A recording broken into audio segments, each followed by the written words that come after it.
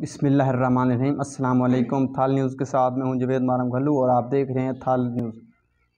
ناظرین، تھال جو ہے ایک برانی ایریا ہے جہاں پہ آبپاشی کا کوئی بھی ایسا ذریعہ نہیں ہے کہ فصلیں جو ہیں اگائی جا سکیں پانی کے طور پر، جہاں پر ایک ہی فصل چنا ہوتی ہے اور اس کے ساتھ گوارا ہوتی ہے۔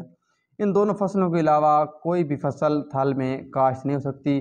زمین بڑی زرخیز ہے، اگر اس پر پانی کا کوئی وسائل بنا کر دیا جائے اور آبپاشی کی کوئی سہولت ہو تو ہر قسم کی فصل اگائی جا سکتی ہے۔ مگر بدقسمتی یہ ہے ہمارے کسانوں کی کہ یہاں تھال کے کسانوں کو کی جانب حکومت نے ابھی تک کوئی توجہ نہیں دی، جس کی وجہ سے گزشتہ 15 برسوں سے موسمیاتی تبدیلیوں نے پوری دنیا میں ایک بہت ہی نقصان پہنچایا۔ خاص طور پر زراعت کی اگر بات کریں تو تھال جو ہے سب سے زیادہ متاثر ہے موسمیاتی تبدیلیوں سے۔ بر وقت بارشیں نہ ہونا اور بے موسمی گرمی، جو موسم یعنی جس ٹائم پہ پھول لینے ہوتے ہیں چنے کی فصل اس ٹائم پہ گرمی بہت زیادہ بڑھ جاتی ہے، جس سے چنے کے پھول جو ہیں وہ مرجھا جاتے ہیں اور اس طرح چنے کے کاشتکاروں کو ناقابل تلافی نقصان اٹھانا پڑتا ہے۔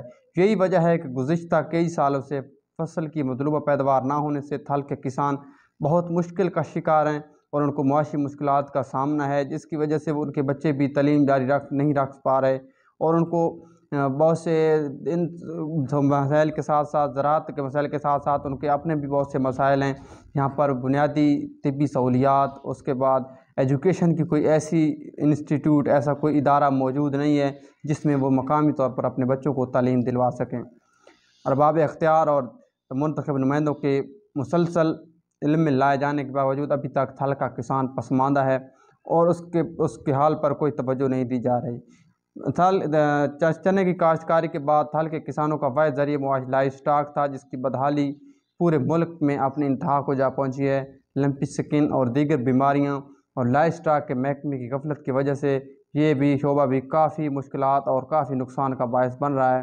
حکومت کو چاہیے کہ تھال کے غریب کسانوں اور ان پسماندہ علاقوں پر توجہ دیں تاکہ تھال کے شہری بھی باعزت اور معاشی پریشانی سے آزاد زندگی گزار سکیں۔